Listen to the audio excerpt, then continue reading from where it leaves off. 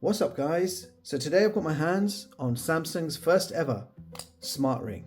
So this is the Samsung Galaxy Ring, and today I bring you my full in-depth review.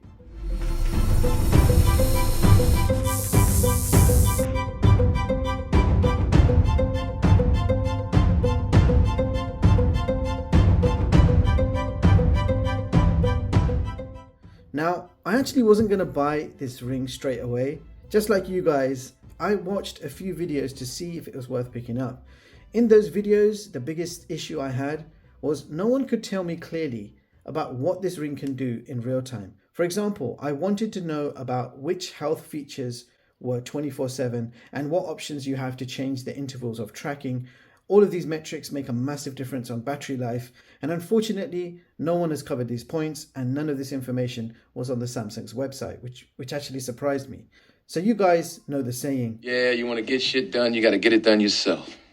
So I spent $399 for the Samsung Galaxy Ring for the privilege to review it so I could share with the world what it can actually do, as I have many questions of my own that need answering. If I don't like it, I'm going to return it for a full refund, and you're going to find out by the end of this video whether this is a keeper or not. So for this video, I have actually switched off my Galaxy Watch 7 because I want to test this Galaxy Ring completely standalone to see how useful it is when used on its own without the Galaxy Watch helping it out. Very quickly, what is a smart ring? Well, a smart ring is a lightweight device which you wear on your fingers. Ideally on the index finger. It has multiple sensors to track your everyday movements, heart rate, SpO2, sleeping health, and lots more. A smart ring is an alternative to wearing a smartwatch where minimal interaction is required. Just wear the ring and forget about it. It's IP68 certified, so you don't need to take it off until it needs a charge. Now, I've reviewed and tested a few smart rings already, so I have an idea of what Samsung may have done, but we will find out for sure in this video because every single smart ring company have implemented the health features slightly differently. So can't wait to see what Samsung has done. Now, first of all, inside the box, you will find you've got your paperwork, quick start guide. We've got Type-C to Type-C charger, which I haven't used as I've got plenty of these lying around. You get a rather nice looking charging case, and inside you will find the Samsung Galaxy Ring. Now, I just want to quickly mention, when you first place your order, you need to choose a color, and the choices are titanium, black, silver, or gold. Then you select whether you need a sizing kit or not. If you already know your size, you can just select it and skip the sizing part. Mine is a size 10, which I already knew from testing other brands, so size 10 fits my index finger perfectly. Now, let's talk design. This ring is made from a titanium outer shell, and the small print on Samsung's website does mention titanium is only applied on the device casing. Now, the ring is 7mm wide, 2.5mm thick. My size 10 ring weighs only 2.8 grams. The smallest size 5 ring weighs 2.3 grams, and the largest size 13 ring weighs 3 grams. And to compare the size, I will bring in two rival smart rings. This shiny one here is the Ultra Human Air 1, and this one over here is the Rincon Smart Ring. So just like the Samsung, the other two are also titanium, but you can see over time they have scratched up pretty bad. So after a few months, I'm also expecting that Samsung ring to pick up a few scratches along the way. So all three of these rings are size 10. Now the Ultra Ring Air is 8.1mm wide, 2.4mm thick, and weighs 3.6 grams. And the Rincon Smart Ring is 7.8mm wide, 2.6mm thick, and weighs 3.4 grams. So let me also mention a ring that I don't actually have on this desk. It's the Oura Ring Gen 3. That one is 7.9mm wide, with a 2.5mm thickness, and weighs around 5 grams for size 10. So that means the Samsung Galaxy Ring is the most compact in overall dimensions, and it is the lightest smart ring from the bunch. Samsung, Ultra Human, and Rincon. And design wise, you can see the Samsung has a slight concave to it. Now let's talk health sensors. The Galaxy Ring has 3 sensors built in. You get an optical bioactive heart rate sensor, an accelerometer to track your movement, and an infrared skin temperature sensor. Now, just for comparative sake, A smartwatch like the Galaxy Watch 7 also has an optical heart rate sensor, accelerometer, and an infrared skin temperature sensor. It also has all three of those, but it doesn't stop there. The Galaxy Watch 7 also has a gyroscope for tracking your movements and screen rotations. You also get an ambient light sensor, so the screen can adjust the backlight automatically. You also have a barometer, which lets you measure the altitude and track elevation when climbing a flight of stairs up or down, or even hiking, mountain climbing, etc. You also get a geomagnetic sensor, which is used to determine the device position. So basically a built-in compass. And this watch also has a BIA sensor, which measures your body composition details, such as body fat, water content, muscle mass, etc. So the new Galaxy Watch is actually cheaper than the Galaxy Ring, and it will certainly give you more features for your money. So only having 3 sensors in the Galaxy Ring means there will be some limitations. As there is no screen, the Ring doesn't need a gyroscope, it doesn't need an ambient sensor, and it doesn't even need a geomagnetic sensor. But lack of that barometer means when you're using this Ring standalone, it's not going to be able to detect if you're walking up or down a flight of stairs. And of course, you don't get the BIA sensor either. Okay, so what health tracking can the Galaxy Ring do? Now, this is what I wanted to know before I bought this thing, but obviously I had to buy it to find out. So it does support 24/7 heart rate monitoring, but at hourly intervals. And there is no way to increase or decrease the intervals. That is fixed. So every hour, as long as this ring is on your finger, it's going to measure your heart rate. Now, blood oxygen monitoring measures automatically during sleep. So you cannot initiate a manual SpO2 reading at all, which is a massive shame because if you wanted to know your current SpO2, you would have to fall asleep first. Now, other smart rings do let you measure your SpO2 on demand. The Galaxy Ring does not. Now, stress monitoring is 24/7 at 10-minute intervals. And again, the intervals are fixed, but you can measure your stress level at any time on demand. The skin temperature monitoring also occurs automatically whilst you sleep. And there is no option to measure your skin temperature on demand. So those are your core health features. Now, to make things more interesting and user-friendly, the Samsung Health app gives you wellness tips, sleep insights, and the Galaxy Ring also generates an energy score, which uses AI to track your steps, sleep, heart rate, and other activities to give you an overall energy score and explanation on how to improve your score. And just to confirm, this ring does also support women cycle tracking. Now, another cool feature is Find My Ring. So if you misplace the ring somewhere, you can at least open the Find app on your Samsung phone and see its location. And to help you find it, you can even make the LED lights in the health sensors blink constantly. So if the ring is in the dark, you'll be able to see the lights flash, helping you find it. The ring is supposed to support pinch gestures for taking photos or snoozing alarms. Unfortunately, this feature only works with the newly launched Galaxy Foldables, which are on a slightly newer version of their OS. So as it stands right now, it doesn't work on my Samsung Galaxy S24 Ultra. So we have to wait for an update to use the pinch gestures. Now let's talk battery life. So Samsung has played it safe and ensured you will achieve around 6 days battery life depending on what size ring you go for. Now the reason for the decent battery life is the limitation on SpO2 measurements, which are set to track only during sleep and no option for on-demand measurements for blood oxygen. So this would definitely save you a lot of battery life. The heart rate sensor is also limited to measuring every hour. And again, that's going to save you a ton of battery life. My other smart rings do let you measure the heart rate and SpO2 on demand. One example is the Ringcon, which I really like. And I've worn this ring the most. That's why it's got the most scratches on it. It does measure your heart rate and SpO2 24/7, and it gives you a choice between 5 or 30-minute intervals, and you can do on-demand measurements whenever you like, and the battery still lasts around 3 or 4 days. So by Samsung limiting those features means you're definitely going to get a longer battery life. Now, quick mention of the battery capacities. Now, size 5 to size 7 Galaxy rings will come with a 17 mAh battery. Size 8 to 11 will have an 18.5 mAh battery. And size 12 to 13 will have the largest 22.5 mAh battery. Samsung claim that 30-minute charge in the charging dock will get you from 0 to 40%, so it's around 75 minutes for a full 100% charge. If we compare the rivals, Ultra Ring Air has a 24 mAh battery and it takes a massive 2 to 3 hours for a full charge. So the Ultra Human Ring doesn't support fast charging. But the Ringcon Smart Ring does support fast charging and has a 22 milliamp hour battery built in, and it takes around 90 minutes to fully charge. The ring that I don't have here, the Aura Ring Gen 3, has an 18 milliamp hour battery for size 10 and takes around 80 minutes to fully charge. So that means the Samsung Galaxy Ring charges faster than its major rivals. Now let's talk about the charging box. The charging box is really nicely designed. You have a 361 milliamp hour battery built into the charging box, and it can charge your Galaxy Ring 1.5 times on the go. When you open the case, you get that ring of light, which is also an indication of how much battery is left. The charging box itself's got a USB-C port on the back, so it supports wired charging. But not only that, this also supports wireless charging, so you can drop it on a wireless charger. Furthermore, the ring sits neatly in the center of the dock, and the light will let you know how much charge is needed for a full charge.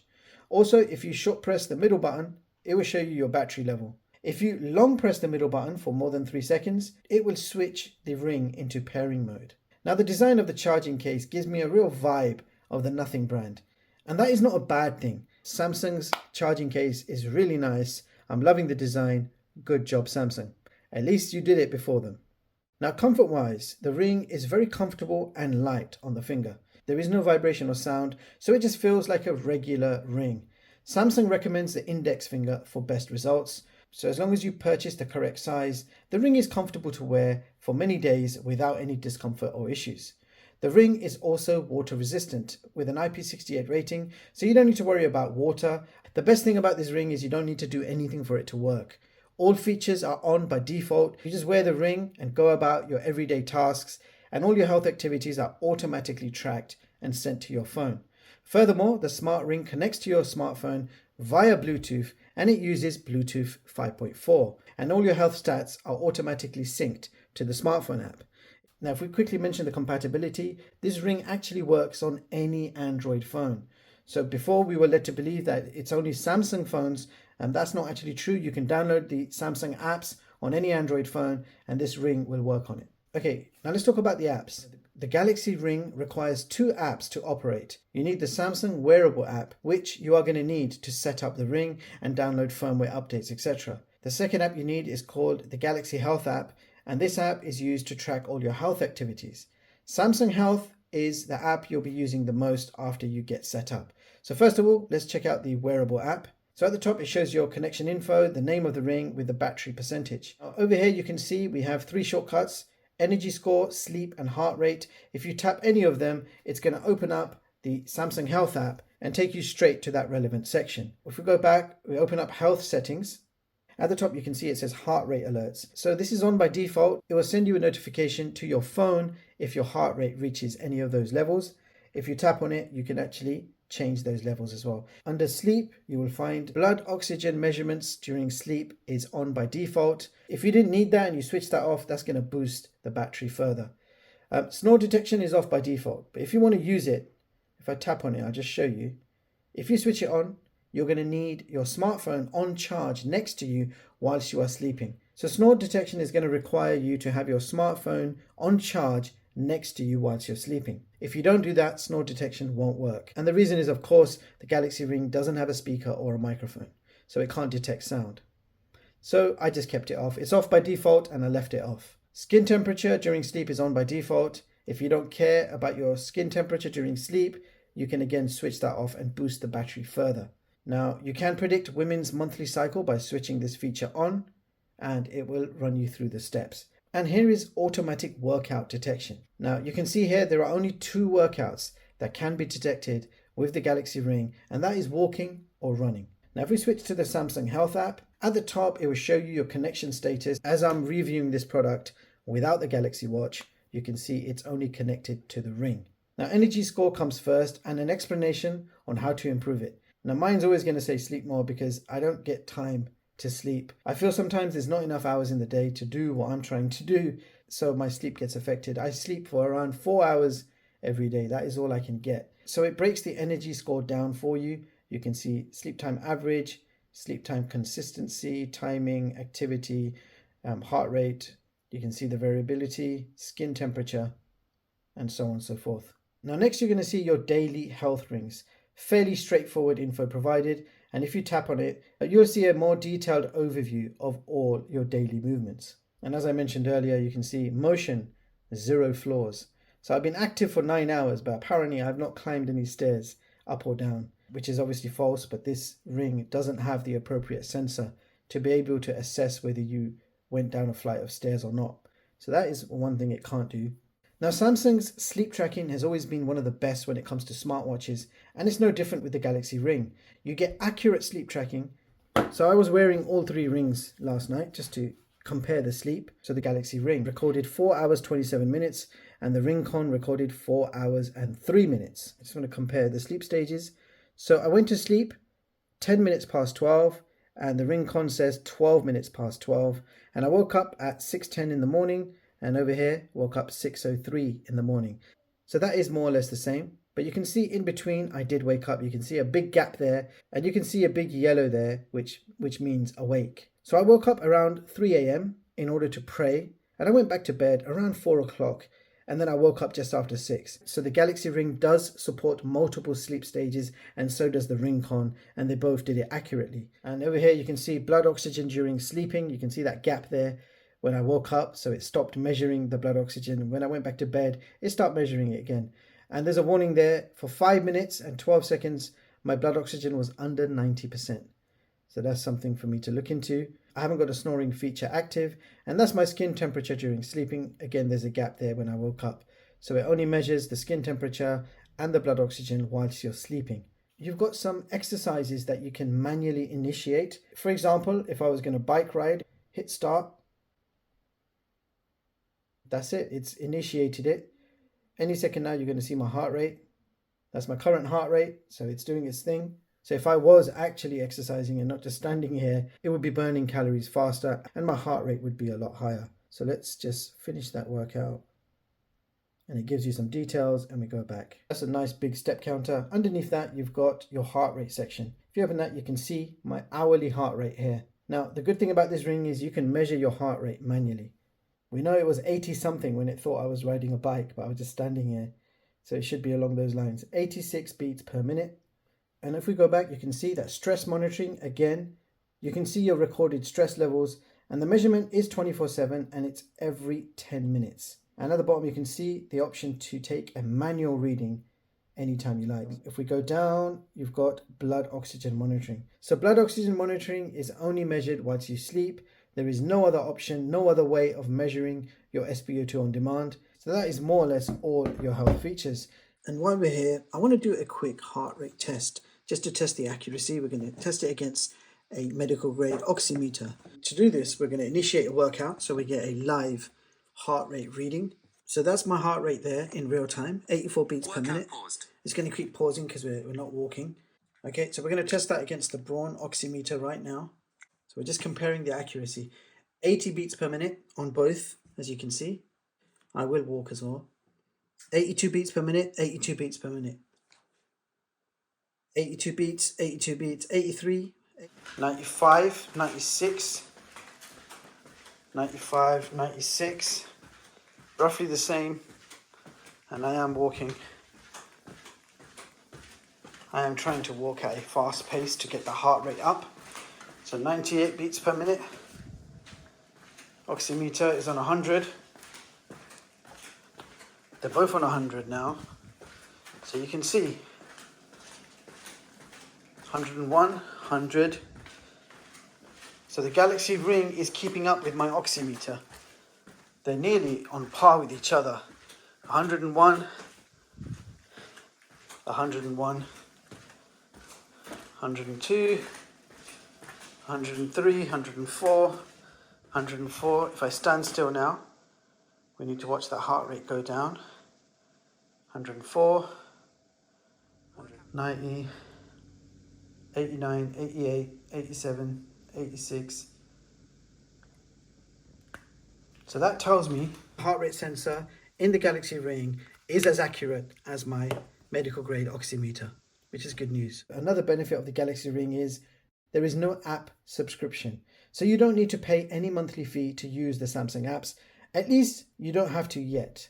Now, the leading competitor, Oura Ring Gen 3, requires a monthly membership to use their app. which is a shame, and it's a good reason not to buy their ring. The other two smart rings that I have here, Ultrahuman and Ringcon, they are both subscription free. You don't have to pay any monthly fees from them either, and they got the added benefit of working on both Android and iOS. And the Galaxy Ring will only work on Android phones. So there you have it, guys. That was the Samsung Galaxy Ring, the first smart ring from a major tech company, and I'm actually pleasantly surprised by how good the smart ring is. But let me break it down for you first. So build and design is very nice and durable. And compared to the main rivals, the Galaxy Ring is the slimmest and lightest smart ring from them all. You have accurate heart rate sensor, accurate sleep tracking, you have 24/7 stress monitoring and the SpO2 and skin temperature monitoring whilst you sleep. And this has auto workout detection for walking and running. This can track women's health. You have Galaxy AI features giving you regular insights and tips on how to improve your health. And also the new energy score to steer you in the right direction. Battery life is designed to be good, so no complaints there. I love the charging case design, it's impressive, and fast charging is most welcomed. Now both smartphone apps are beautifully laid out, giving you all the info in simple, easy to understand metrics. Unlike Ultrahuman's app, which I showed you earlier, you literally need to be Ultrahuman to understand their app. It's quite complicated. Now let's talk about caveats. The Galaxy Watch does not support 24/7 SpO2 monitoring. But the question I have is, why could they have not given us an option to measure our SpO2 on demand, in a similar way to how we can measure our heart rate and stress on demand? Not having the ability to test my SpO2 means I still have to have another gadget with me to test, be it an oximeter or a smartwatch. So it would have been really useful to have SpO2 on demand in the Galaxy Ring. So for me, that's quite a big letdown. I was also disappointed to find that the pinch gesture is not going to work unless you have one of the latest Samsung foldables. So it didn't work on my S24 Ultra yet, so it's a shame I can't test it. Step counter, calories, distance, all of those features work great, and I think Samsung has done a good job with Gen 1. Unfortunately, I'm going to have to return my Galaxy Ring because the lack of SpO2 manual measurement means I still need a gadget to measure my SpO2. So for the time being, I'm going back to the Ringcon Smart Ring, which lets me do everything I need. The Ultrahuman Air 1 is the same as the Galaxy Ring. It doesn't let you do SpO2 readings manually. And the Aura Ring Gen 3 can just piss off with its membership fees. So bottom line, is it worth buying the Galaxy Ring or any other smart ring at a price between £300 to £400? Well, I think the answer is no. For less than $399, you can buy the latest Samsung Galaxy Watch 7, which does much more than these smart rings could ever do. $399 does not make sense, especially considering all the limitations in the Galaxy Ring. Only 3 sensors, very basic SpO2, no GPS, and these limitations do not exist in the Galaxy Watch 7. Now Samsung talk about the Ring working in conjunction with your Galaxy Watch. So you buy the watch for 300 and something, buy the ring for $399 for the privilege to not wear your watch whilst you sleep. And when you wear both devices at the same time, it's supposed to save you battery because certain sensors turn off on one of the units and they both measure certain things, only saving you battery. I didn't want to use it like that because we already know the Galaxy Watch 7 does everything. I wanted to see what the Galaxy Ring does, standalone, without any help. And that is what I have presented to you guys today. Now I really wanted the Galaxy Ring to completely replace my watch as a health tracker. And it nearly worked to a level which I could use, but the lack of SpO2 is the major issue for me. Now I've heard Samsung has nearly sold out the Galaxy Ring in the US. So I'm not sure if people are going to realize what's missing from the Galaxy Ring, especially if they already have the Galaxy Watch and they're using both together. They're not going to know the difference. So that concludes this video. If you want to see more of my latest and greatest unbiased tech reviews, hit the like button, sub to the channel, and hit the bell icon. Thank you so much for watching, and I'll catch you all in the next one. Peace.